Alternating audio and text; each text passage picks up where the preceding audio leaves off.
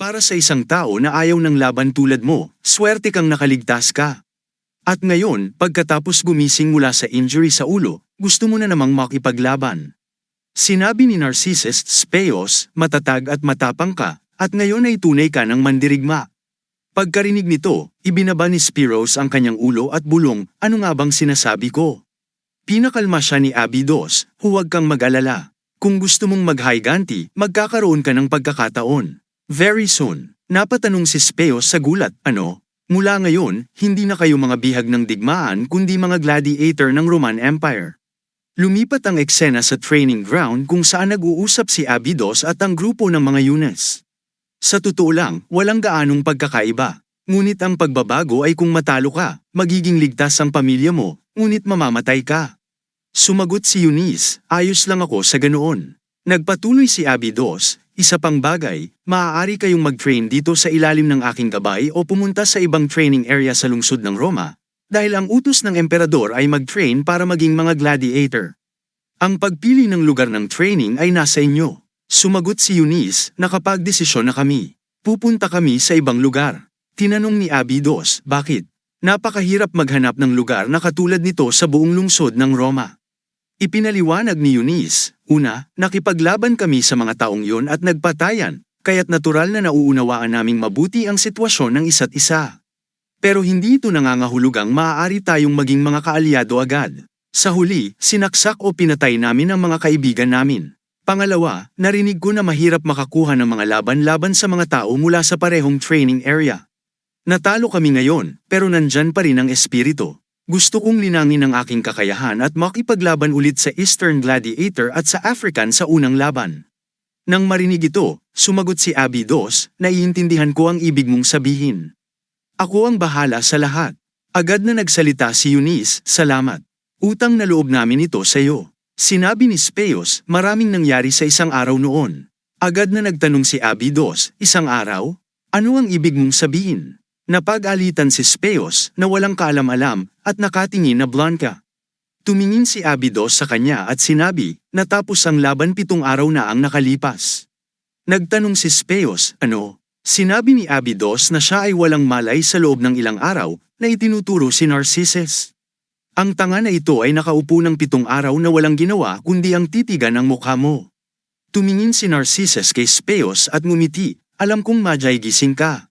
Napahanga si Speos at nagpasalamat, salamat ng marami, Narcissus. Biglang sumakit ang kanyang ulo, nagdulot ito ng matinding panginginig sa kanyang buong katawan. Lumapit ang isang doktor, tinulungan siyang humiga sa kama at sinabi, huwag mong pilitin ang sarili mo, hindi ka pa ganap na gumagaling. Kakagising mo lang, ito ay unang hakbang pa lamang sa proseso ng paggaling, humiga si Speos ngunit patuloy na nagtanong, ano ang nangyari sa ibang mga gladiator? Agad na sumagot si Abydos, ayos lang si Chua tulad ng dati. Si Apes at Fabrizia, na nagkaroon ng matinding pinsala sa ikatlong laban, ay okay na ngunit hindi na sila makakapagpatuloy sa laban. Ang natitirang bahagi ng kanilang mga kontrata sa pamamagitan ng pagkuha ng responsibilidad bilang mga tagapagsanay kapag sila ay ganap ng nakarecover. Habang si Abydos ay patapos na sa kanyang pagsasalita, biglang pumasok si Dices, sumisigaw ng pangalan ni Speos. Masaya siyang tumakbo at sinabi, narinig ko na kakagising mo lang. Si Speos ay masayang tumingin kay Dices at sumigaw, buhay ka pa. Si Abydo ay ngumiti at sinabi, sa unang pagkakataon sa aking buhay, nakakita ako ng isang taong mabilis makabawi. Mas mabilis pa kaysa sa Hydra ng Lana. Ang Hydra ng Lana ay isang halimaw na parang ahas na may 9 na ulo mula sa mitolohiyang Griego at Romano, kung saan kapag naputol ang isang ulo, agad na may tumutubo na kapalit.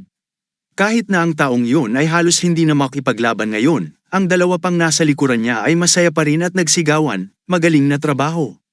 Nag-shift ang eksena patungo sa palasyo kung saan si Rides, ang kapitan ng Royal Guard, ay dumating upang makipagkita sa kanyang kamahalan, si Lucius Antonines. Nakaupo sa isang napakalaking paliguan, sinabi ni Lucius Antonines, maligayang pagdating, kapitan. Nakaligtas ka sa mga nakaraang araw, hindi ba? Ang yaman mo siguro ay dumb-oble na ngayon. Magalang na yumuko si Reus at sinabi, utang namin lahat ito sa iyong kamahalan. Ngumiti si Lucius Antonines nang may kasiyahan at sinabi, ngunit sa kasamaang palad, hindi pa rin ako nasisiyahan. Nang marinig ito, nagulat si Rheus at tiningnan siya ng may takot. Ipinagpatuloy niya, dahil ang pastahan sa pagitan mo at ni Beres ay hindi naging kawili-wili, at ang torneo ng Rudess na inaasahan natin ay malayo pa. Nagmadaling sumagot si Rheus, ito'y dahil hindi ako nakapaglingkod ng maayos. Pakiparusahan niyo po ako, mahal na hari. Tumanggi si Lucius Antonines at sinabi, hindi, alam mo naman na hindi kita ipinatawag para lang sa isang pangkaraniwang sagot. Yumuko si Rheus at humingi ng paumanhin, inyong kamahalan.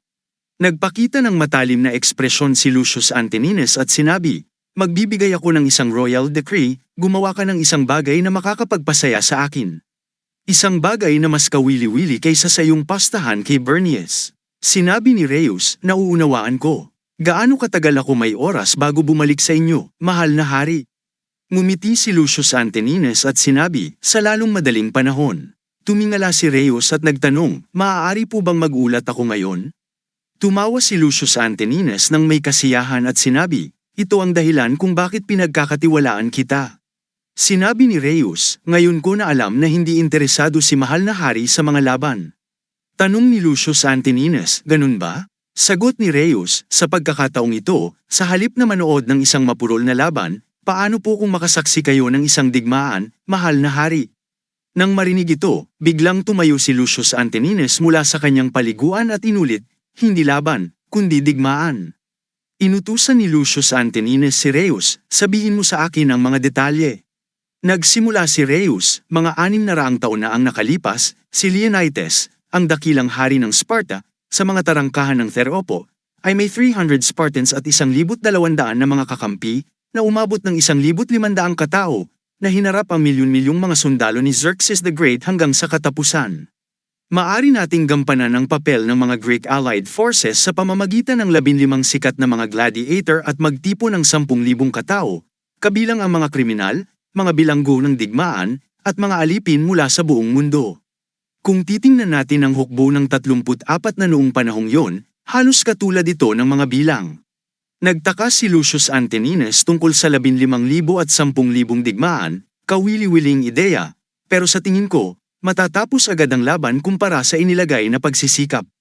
Ipinagpatuloy ni Rheus, syempre, hindi lahat ng 10,000 ay papasok sa arena ng sabay-sabay. Bagamat malawak ang Roman arena, hindi ito magiging sapat para sa 10,000 katao ng sabay-sabay.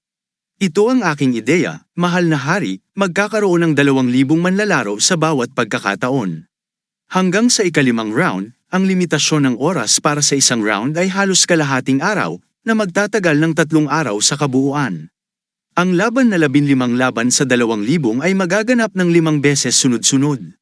Si Lucius Antonines ay tila nag-iisip tungkol sa 15 laban sa 2,000 sa magkakasunod na mga round. Bukod pa rito, ang mga kondisyon ng tagumpay laban sa mga puwersa ng Griego at Persyano ay magkaiba. Ang kondisyon para sa mga Persyano ay kailangan nilang talunin ang kalaban sa bawat round. Sa halip, ang mga Griego ay kailangang makalusot sa mga kaaway. Palibutan ito, at maabot ang isang espesyal na lokasyon, at kailangan nilang ipagtanggol ang lugar na iyon sa loob ng tiyak na panahon o maaari silang magligtas ng isang espesyal na bihag, na ituturing na tagumpay, at lilipat sila sa susunod na round. Sa halip na bigyan ng ika-34 na tropa ng mga walang silbing kahoy na patpat, bibigyan sila ng mga mahusay na kagamitan tulad ng mga karawahe, mga kabayong pandigma, at mga baluti upang maging pantay ang laban. Sa ganitong paraan, magkakaroon ng nakakatakot na kalamangan ang ika-34 na tropa. Nag-isip si Lucius Antonines at nagsabi, tila naiiba at masaya ito. Tinanong niya kung gaano katagal ang kakailanganin upang ihanda ito. Sumagot si Rheus na aabuti ng kaunting panahon upang magtipo ng 10,000 katao at kailangan ninyang ihanda ang angkop na arena para sa kaganapan. Humiling siya ng 50 araw upang makumpleto ang mga paghahanda. Nag-isip si Lucius Antonines, 50 araw, ha? Kung para sa ganitong kapanapanabik na kaganapan, maghihintay ako. Malaya kang gamitin ang royal budget para dito, kaya huwag mag-alala tungkol sa mga maliliit na bagay tulad ng pera, gawin mo lang ang pinakakamanghamanghang at engranding labanan. Magalang na sumagot si Rheus, nauunawaan ko, mahal na hari. Isang bagay pa, dagdag ni Lucius Antonines. Maganda na inihahanda mo ang lahat, pero ang gaganap bilang Haring Leonidas ng Sparta ay dapat si Narcissus. Sumagot si Reus, ayon sa inyong kagustuhan, mahal na hari. Ang boses ni Abydos ay sumigaw, napaka-bastardo niya. Hindi ba niya iniisip ang kalagayan ng mga gladiator? Hindi pa nga sila nakakalipat sa kanilang bagong tirahan dahil nasugatan pa rin sila mula sa huling laban. Nakahiga pa rin sila sa infirmary. Kapag may emergency, pumupunta siya dito na parang gagawin niya ang lahat, pero ngayon, nagpapadala lang siya ng mensahero. At sinasabi ng mensahero na 15 gladiator ang lalaban sa 10,000 tao. Nawala na ba ang kanilang pagkatao? May nagsabi sa kanya na hinaan ang boses niya dahil baka marinig ng iba. Galit na sumagot si Abydos, pabayaan silang makarinig. Hindi ako magrereklamo kung ito ang karaniwang mga laban. Kailangan nilang lumaban para sa kanilang buhay dahil iyon ang dapat gawin ng isang gladiator. Pero bigla na lang ang emperador ay nag-organisa ng isang baliw na paligsahan na walang loika. Iyan ang tinatawag na pagiging makasarili. Sumagot ang isa pang lalaki, ano pa ba ang magagawa ko? Nasa likuran niya ang isang emperador na may kapangyarihan at lakas, habang tayo'y mga hamak na alipin lamang. Sumumpa si Abydos, mga bastardo na kagaya niya ang magpapatumba sa emperyong ito. Bantayan mo ang mga sinasabi mo, iisa lang ang buhay mo, sabi ng isa pang lalaki. Sumagot si Abydos, kahit na iisa lang, hindi na mahalaga sa akin. Wala na tayong magagawa pa. Kailangan lang nating sumunod sa mga utos. Huwag mo nang isipin ito ng labis. Tumahimik na si Abydos at umalis na lamang, mariing isinara ang pinto. Sinumpa siya ng lalaki bilang isang bastos na tao. Naglakad si Abydos palabas, malalim ang iniisip. Tumayo siyang tahimik at bigla niyang narinig ang isang tunog. Sinundan niya ng tingin ang pinagmulan nito. Ito si Narcissus, nagsasanay pa rin kahit gabi na. Sinabi ni Narcissus, mabagal ito kung basta mo lang susundan at hihintayin ang mga galaw. Panuurin mo ang pag-atake ng kalaban, kumilos muna bago mo ito harangin. Kapag hinarang o iniwasan mo ang kalaban, siguradong mananalo ka. Isang pagkakataon lang ang sapat. Sinabi ito ni Narcissus habang ipinapakita kay Speos ang kanyang galaw. Nagpatuloy si Narcissus, kahit naharangin mo gamit ang kalasag, pareho lang. Nagsalita si Speos, kapag iniisip ko yun, kaya ko namang makasabay sa bilis ng kalaban, pero masyado akong nag-focus sa pagharang kaya wala akong pagkakataong mag-counterattack. Sinabi ni Narcissus, kung patuloy mo lang gagawin yun, matatalo ka rin kalaunan. Sa sandaling yun, pumasok si Abydos, at may narinig silang ingay. Lumapit si Speros at tinawag si Coach. Tinanong ni Abydos, nagsasanay na naman ba siya? Mabilis na sumagot si Speos, hindi po, sir. Mahirap para sa akin ang gumalaw kaya umupo na lang ako at nanood ng pag-eensayo ni Narcissus. Iniisip ko na makakatulong sa akin ang panunood para gumaling kahit papaano. Naisip ni Abydos sandali pagkatapos marinig yun at tinanong si Narcissus, nakapamuno ka na ng isang hukbo dati, hindi ba? Kumunat ang noo ng kaibigan ni Narcissus, tila hindi natuwa sa tanong, ngunit nagpatuloy si Abydos, anong klaseng komandante ka noon? Hindi bilang isang mandirigma na tumatalo sa mga kalaban gamit ang espada o sibat, tinatanong ko kung paano mo pinamunuan ang isang hukbo. Tahimik na nanatili si Narcissus, tila ayaw sagutin ang tanong. Nagtanong ulit si Abydos, ayaw mo bang sagutin? Sa wakas, nagsalita si Narcissus. Ako ang pinakamasama. Nagulat si Abydos matapos marinig yun at nagtanong, ano? Si Speros na nasa tabi niya ay nagsabi, hindi sa tingin ko.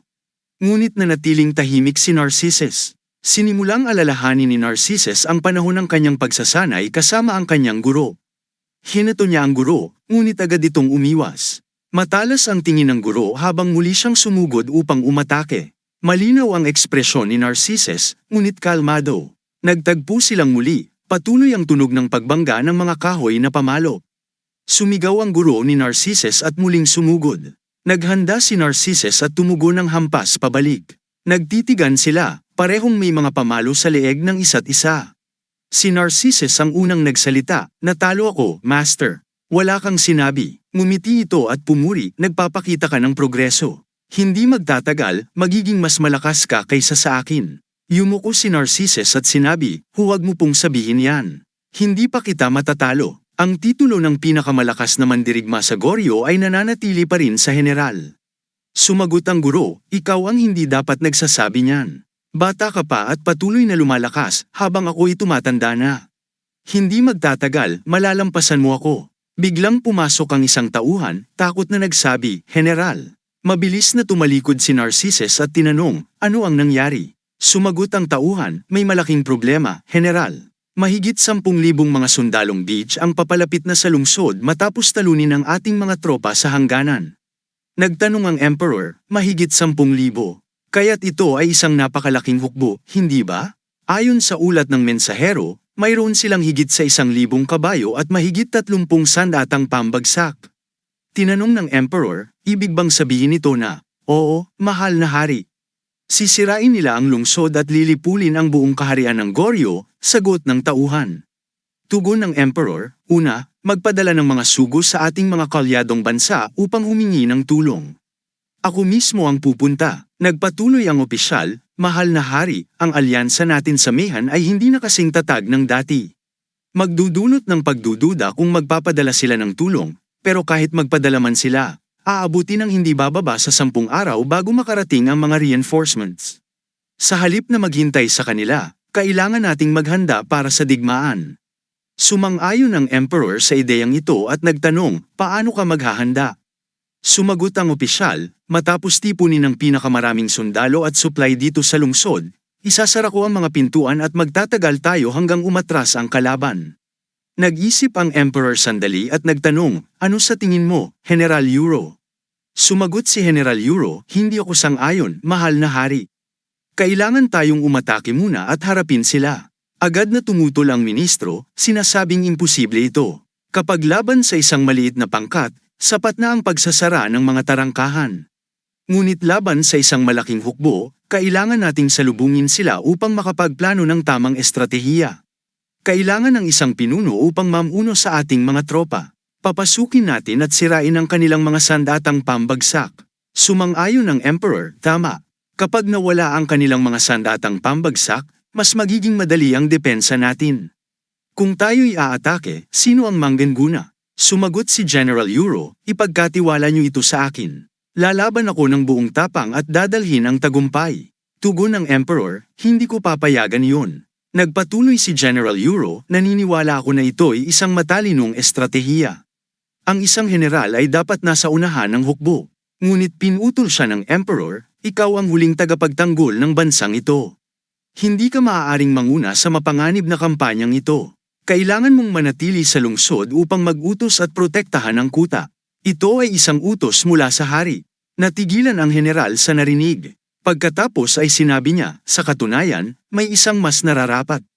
Ngunit bigla, narinig ang boses ng prinsesa, "Talaga bang aalis ka, Narcissus?" Sumagot si Narcissus, "Ito'y isang utos ng hari. Hindi ko ito maaaring suwayin." Sabi ng prinsesa, "Ang protektahan ako ang pinakamahalagang tungkulin ni Nero. Hindi mo ba ako kayang samahan dito? Susubukan kong kausapin ang mahal na hari." Sabi ni Narcissus, "Ang mga puwersang beach na papalapit sa lungsod ang pinakamalaking banta sa iyo, prinsesa. Kailangan kong umalis upang maprotektahan ka." Nagdadalawang isip ang prinsesa at nagsabi, "May hindi magandang pakiramdam ako.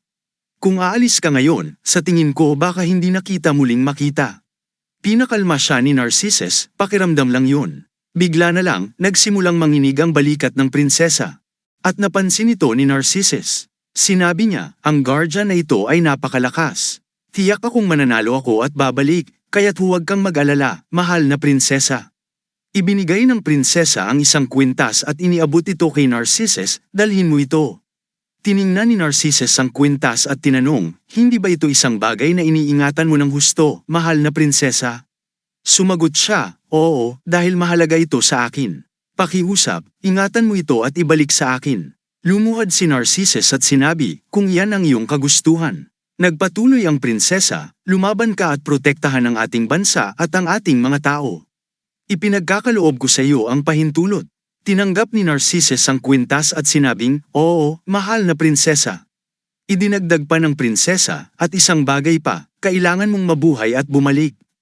"Iyan ay isang utos." Sumagot si Narcissus, "Isang karangalan, mahal na prinsesa." Bigla, isang malakas na boses ang bumungad, "Mabuti na lamang at hindi ka pa umaalis." Ito ay si General Euro. Tinawag siya ni Narcissus, "Sir." Yumuko siya at nagsabi, "Malapit na akong umalis, sir." Sinabi ng general, "Wala akong karapatang pumunta rito ngayon, ngunit Tinanong ni Narcissus, bakit ka nandito, sir? Sumagot ang general, magandang ideya sana kung makapagpadala pa tayo ng mga tropa at supply, ngunit. Agad na sinabi ni Narcissus, ang susi sa labanang ito ay ang pagiging mabilis. Masyadong maraming tropa at supply ay magiging sagabal lamang.